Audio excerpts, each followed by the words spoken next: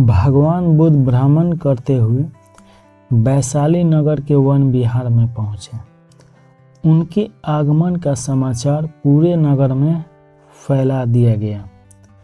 कुछ ही समय में मानो पूरा नगर उनके दर्शन के लिए उमड़ पड़ा। बड़े व्यापारी, शिक्षाविद, समाज सेवी, अधिकारी और राज परिवार से जुड़े कई वरिष्ठ अधिकारी भी वहां पहुंचे। सभी की भावना थी कि तथागत बुद्ध अपने शिष्य सहित उनके निवास स्थान पर पहुंचे एवं भोज का आमंत्रण स्वीकारे। बुद्ध सभी के निवेदन को सुन रहे थे और स्वभावत मुस्कुरा के साथ आमंत्रण का आभार व्यक्त कर रहे थे। तभी वैशाली की यात गणिका अम्रपाली भी वहां पहुंची।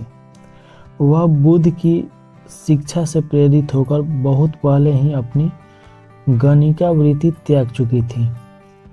उसने भी बुद्ध को भोजन का आमंत्रण दिया। बुद्ध ने तत्काल उसे स्वीकार किया और अगले दिन भिक्षुओं सहित उसके घर आने की सहमति दे दी। बुद्ध के एक शिष्य को यह बात अच्छी नहीं लगी। इतने सारे वरिष्ठ के निवेदन के बावजूद बुद्ध ने अम्रपाली का निमंत्रण स्वीकार किया।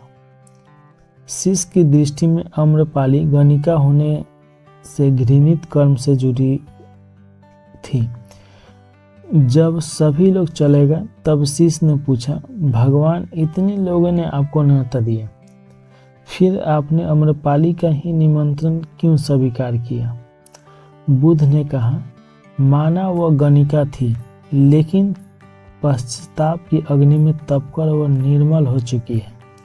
यदि कोई व्यक्ति इस निर्मलता को प्राप्त कर ले तो वह उससे भी श्रेष्ठ हो जाता है जो ऐसे किसी घृणा कर्म में लीन ना हो। ऐसे व्यक्ति का आमंत्रण स्वीकार करने में संकोच नहीं होना चाहिए।